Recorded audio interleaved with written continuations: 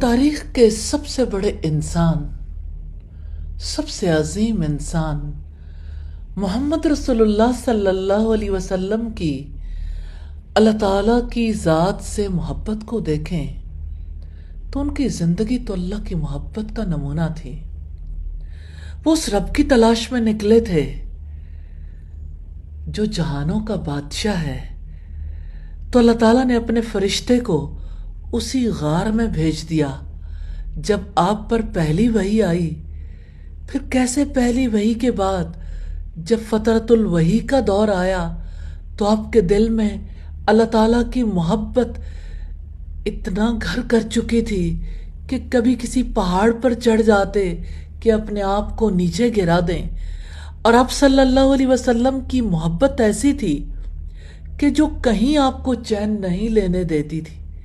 آپ کے دل میں ایک ہی ارمان تھا، ایک بار پھر میں اللہ تعالیٰ کا کلام، اللہ رب العزت کا پیغام سننے کے قابل ہو جاؤں۔ وہ پیغام کیوں نہیں آتا؟ پھر اللہ رب العزت کی جانب سے جب سورہ المدثر نازل ہوئی، اس کے بعد وحی کا سلسلہ گرم ہو گیا۔ وہ اللہ پاک کی محبت کس طرح سے آپ کے دل میں اتر گئی تھی۔ آپ وحی کو سنتے، وحی کو یاد کرتے، وحی پر عمل کرتے، وحی کو لوگوں تک پہنچاتے تھے۔ کس قدر مخالفت کی گئی اس وحی کی وجہ سے، لیکن اللہ تعالیٰ کی محبت کے آثار کو دیکھیے۔ وہ کیسی محبت تھی، لوگ طعنے دیتے تھے، مذاق اڑاتے تھے، پھپتیاں کستے تھے، آپ پر چوٹیں کسی جاتی تھیں، لیکن محبت مان نہیں پڑتی تھی۔ ہاں، محبت کا یہ مزاج ہے، جتنا زیادہ اس محبت کو پریشر کے ساتھ ختم کرنے کی کوشش کی جاتی ہے، یہ محبت اور زیادہ بڑھ جاتی ہے۔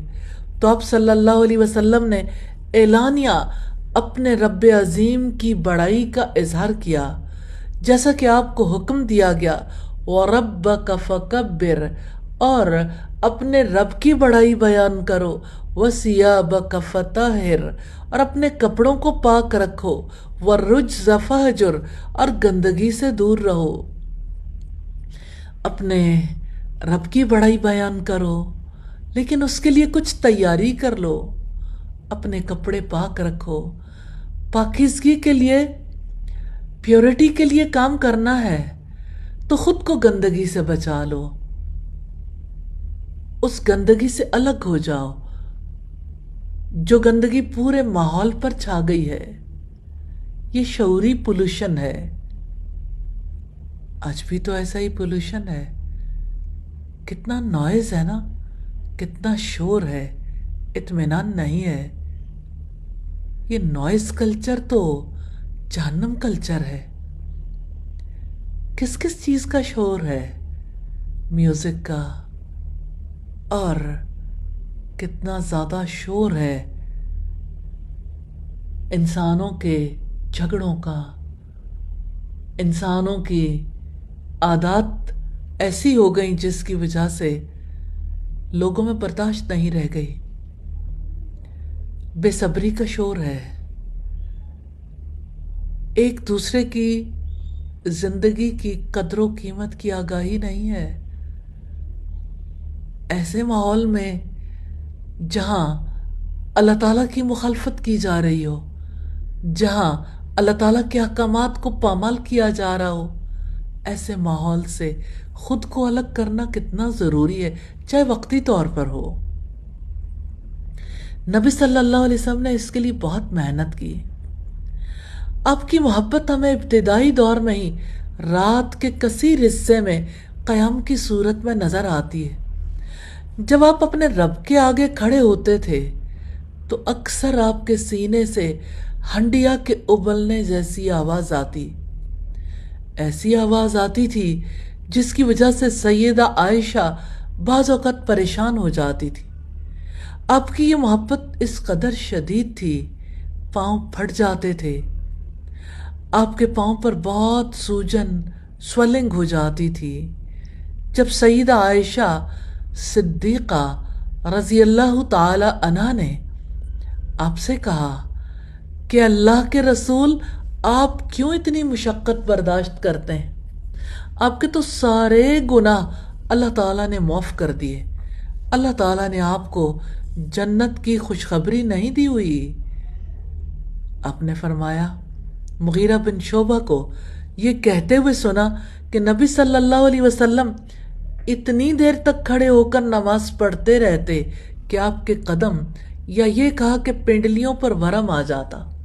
جب آپ سے اس کے متعلق کچھ عرض کیا جاتا تو فرماتے، افلا کون عبدا شکورا، کیا میں اللہ کا شکر گزار بندہ نہ بنوں؟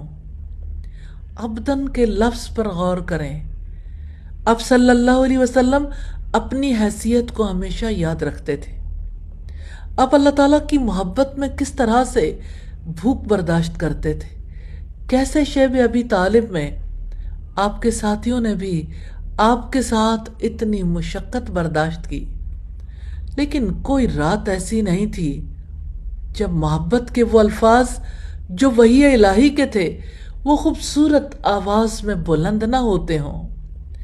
آپ کی زبان سے جب اللہ تعالیٰ کا کلام نکلتا تھا، آپ نے خود اس کے بارے میں فرمایا، اللہ تعالیٰ کسی بات کو اتنی توجہ سے نہیں سنتے جتنا نبی کریم صلی اللہ علیہ وسلم کا قرآن پڑھنا توجہ کر کے سنتے ہیں۔ جو خوش آوازی سے اس کو پڑھتا ہے، ہر خوش آوازی سے زیادہ نبی صلی اللہ علیہ وسلم کی آواز اللہ تعالیٰ کو خوش کرتی ہے۔ سوچیں وہ کیسا الوہی نغمہ تھا، وہ کیسی آواز تھی، خوبصورت ترین آواز۔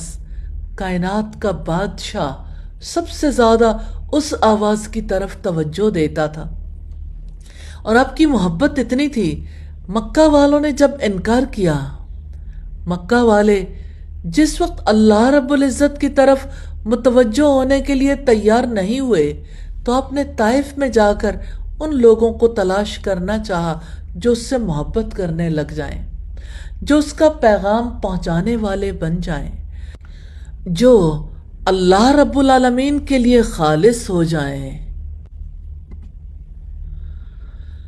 طائف والوں نے جوابی طور پر پتھراؤ کیا، اور آپ کے بدن سے نکلنے والا خون آپ کے جوتوں میں جم گیا۔ اتنی بے قدری، اتنی بے عزتی، جس کے پیچھے بچے تالیاں بجائیں، جس کو پتھر مارے جائیں، اس رب سے محبت کرنا کیسا کام ہے کہ سنگ ہر شخص نے ہاتھوں میں اٹھا رکھا ہے۔ رب العزت سے یہ کیسی محبت تھی، ایک لمحے کے لیے بھی مایوسی نہیں ہوئی۔ نبی صلی اللہ علیہ وسلم نے اس موقع پر دعا فرمائی، اللہم الیک اشکو ضعف قوتی وقلت حیلتی وہوانی علی الناس یا ارحم الراحمین، انت رب المستضعفین وانت ربی الی من تکلنی الی بعید یجاہمنی ام الی عدو ملکتہ امری ان لم یکن بک علی غضبک فلا ابالی ولكن عافیتک ہی اوسع لی اعوذ بنور وجہک الذی اشرقت لہ الظلمات وصلح علیہ امر الدنیا والآخرہ من ان ینزل بی غضبک او یحل علی سخطک لک العتبى حتی ترضى ولا حول ولا قوة الا بک۔ یا اللہ، میں تجھ سے ہی اپنی کمزوری اور بے بسی اور لوگوں کے نزدیک اپنی بے قدری کا شکوہ کرتا ہوں۔ یا ارحم الراحمین، تو کمزوروں کا رب ہے اور تو میرا رب بھی ہے۔ تو مجھے کس کے حوالے کر رہا ہے؟ کیا کسی بیگانے کے جو میرے ساتھ تندی سے پیش آئے، یا کسی دشمن کے جس کو تو نے میرے معاملے کا مالک بنا دیا ہے؟ اگر مجھ پر تیرا غضب نہیں ہے تو کوئی پرواہ نہیں، لیکن تیری عافیت میرے لیے زیادہ کشادہ ہے۔ میں تیرے چہرے کے اس نور کی پناہ چاہتا ہوں جس سے تاریکیاں روشن ہو گئیں اور جس پر دنیا اور آخرت کے معاملات درست ہوئے کہ تو مجھ پر اپنا غضب نازل کرے، یا تیرا عتاب مجھ پر وارد ہو۔ تیری رضا مطلوب ہے یہاں تک کہ تو خوش ہو جائے، اور تیرے بغیر کوئی زور اور طاقت نہیں۔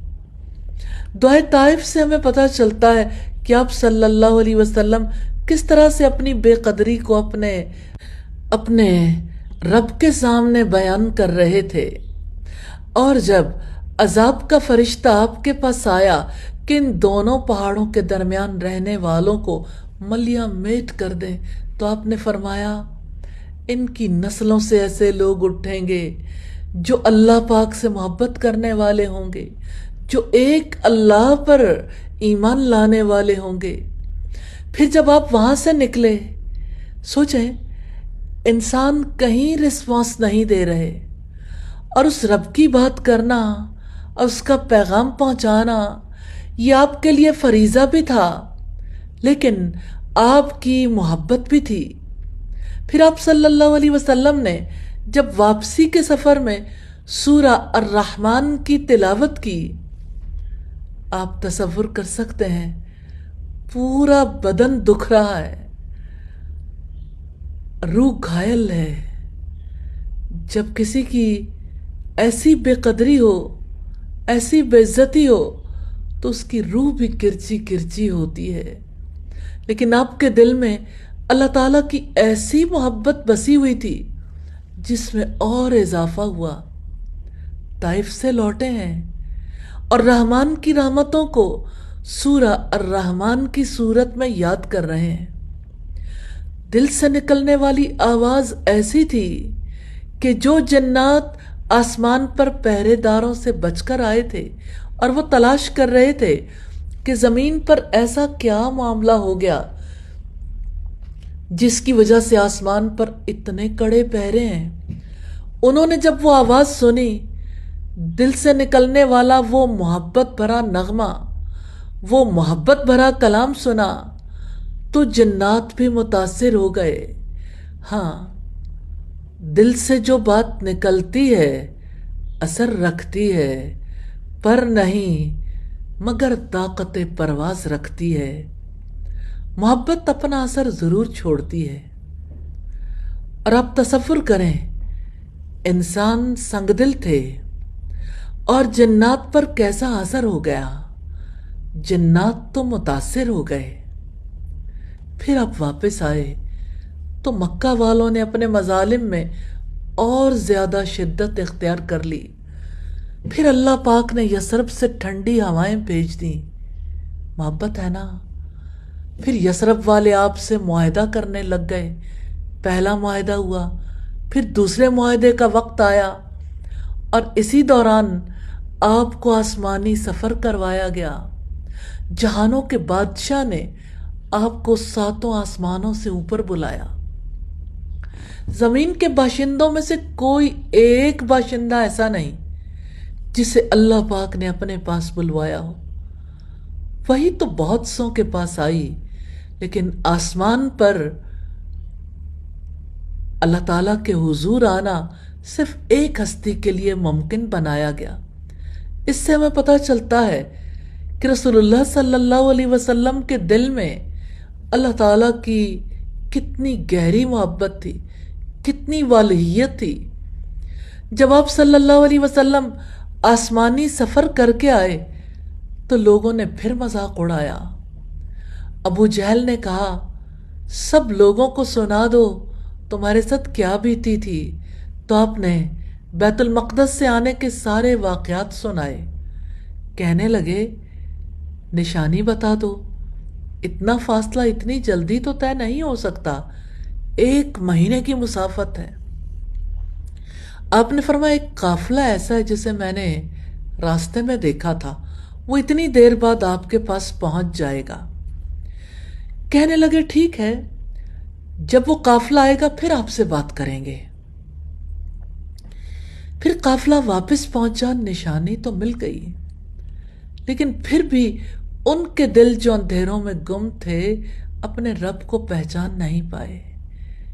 جانتے ہیں یہ اندھیرا کس چیز کا ہے؟ جہالت کا۔ وہ اپنے رب کے بارے میں جانتے نہیں تھے، ان کا دل یقین نہیں کرتا تھا۔ اور تعارف تو محبت کی بنیاد ہے، وہ تو پہلی سیڑھی بھی نہیں چڑھے تھے۔ اس لیے جو اللہ تعالی سے محبت کرنے کا ارادہ رکھتے ہیں وہ اس سے یہ دعا کر لیں، اللہم انی اسألک حبک وحب من یحبک والعمل الذی یبلغنی حبک، اللہم اجعل حبک احب الی من نفسی واہلی ومن الماء البارد۔ یا اللہ میں تجھ سے تیری محبت مانگتا ہوں، اور اس کی محبت جس کو تو چاہتا ہے، اور وہ عمل جو مجھے تیری محبت تک پہنچا دے۔ یا اللہ اپنی محبت کر دے، میرے لیے زیادہ محبوب میری جان سے، مال سے، میرے گھر والوں سے، اور ٹھنڈے پانی سے۔ جب پیاسا پانی پیتا ہے تو ٹھنڈا پانی تو اس کو دنیا کی سب سے بڑی نعمت لگتا ہے۔ شدت کی گرمی میں جتنا کسی کو ٹھنڈا پانی تسکین دیتا ہے، اس سے بڑھ کر وہ محبت مجھے عطا کر دے۔ یا اللہ جو تیری محبت ہے، اور جس چیز کو تو مجھ سے واپس لے لے، پھر جب میرا دل اس سے فارغ ہو جائے تو پھر مجھے ایسے کام کرنے کی توفیق دے دے جس کی وجہ سے میں آپ سے محبت کا اور زیادہ اظہار کر سکوں، اور زیادہ اپنے زندگی کو اس کام میں لگا سکوں۔ تو یہ محبت ہے، اور محبت کرنے کے راستے وہی ہیں۔ اپنی زبان کو اللہ تعالیٰ کی یاد سے پر رکھیں، اپنے دل کو اللہ تعالیٰ کے ذکر سے پر رکھیں، کیونکہ محبت کچھ یادوں کی وجہ سے ذو فشاں ہوتی ہے۔ یا ارحم الراحمین ہمیں اپنی محبت نصیب کر دے، اور اس عمل کی محبت نصیب کر دے جو آپ کو پسند ہے، اور اس ہستی کی محبت محبوب کر دے جو آپ کو پسند ہے۔ آمین یا رب العالمین۔